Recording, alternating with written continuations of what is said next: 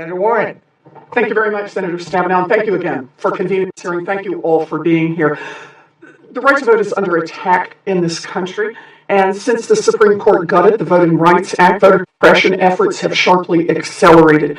These new barriers are designed to shut out African Americans, Latinos, the elderly, students, and any other targeted groups, just to get them out of the democratic process. That is alarming enough. But now, instead of protecting voters from voter suppression, the President of the United States is using the power of his office to advance voter suppression. Donald Trump lost the popular vote by nearly 3 million votes. He is president only because of the rules of the Electoral College, and he's pretty sensitive about that. And he has struck back with the claim that he lost the popular vote only because millions of people voted illegally. Now, Ms. Tennant, you served as the Secretary of State of West Virginia, administering elections. You currently lead state advocacy work for the Brennan Center, which examines these issues. Is there any evidence to back up the president's claim that millions of people voted illegally?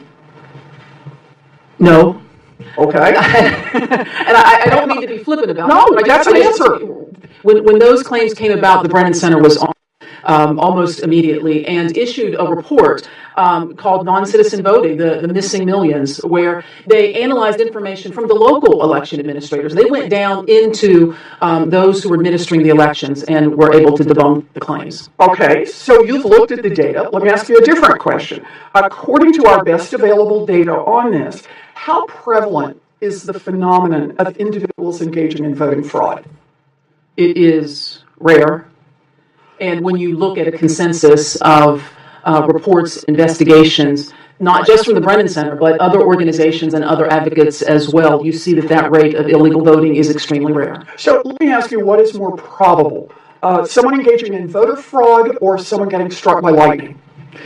This is the fact that the Brennan Center put out. So you must follow us on Twitter, like the Reverend does. You bet. Being struck by lightning. Being struck by lightning. Okay, I just want to be clear on this. So there are no facts to back up the president's claim. So the president decided to establish a commission to study voter fraud, a commission that seems entirely focused on promoting and justifying state-level voter suppression. So I just want to ask a little bit about those state-level efforts. Ms. Eichel, since 2010, how many states have passed laws to make it harder for citizens to vote? 20. And have any states advanced voting laws that are so aggressively illegal and discriminatory that they have been invalidated by federal courts? Oh, many, and just, since 2014, 10 of those decisions have been ones in which federal courts, including some of the most conservative federal courts in this country, have found that states or local jurisdictions intentionally enacted laws for the purpose of discriminating against African American and Latino voters. So they found actual intentional discrimination. Intentional discrimination. Ms. Gupta, the Civil Rights Division at the Department of Justice is supposed to police unconstitutional efforts to suppress the vote. Has the Trump administration's Civil Rights Division demonstrated that it takes the problem of voter suppression seriously? It has taken unprecedented action to reverse long-standing positions that career lawyers were litigating to establish just how voter suppression laws were working, that they were racially discriminatory. So in fact, in a number of cases, including obviously the Texas ID case, which I've discussed, but also in the Husted case, have actually reversed positions that were aimed at really proving, according to a deep factual record, to stop voter suppression, the existence of voter suppression in the enactment of those laws. So in fact, it would be the opposite. So the Department of Justice has moved in exactly the opposite direction on voter suppression. Instead of protecting voters, they're helping the states in terms of suppressing the vote. That appears to be the case, and there's a lot of concern now about the June letter that they sent out on trying to get information from states about national voter registration, voter purging efforts, and so we are anticipating more along those lines as well. Okay. More and more Americans are worried about widespread voter fraud, and I don't blame them. The idea of widespread coordinated effort to steal elections is really scary, and it is totally made up.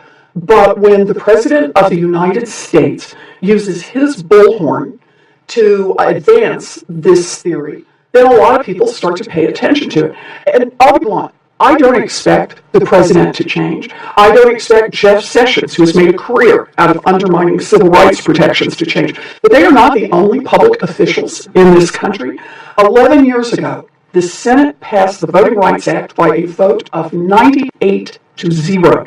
And it is time for public officials at every level of government to start leading again on this issue. If we care about bringing this country together, then all Americans must have an equal vote in our democracy. And that means we could pass a new Voting Rights Advancement Act and other bills to protect the right to vote.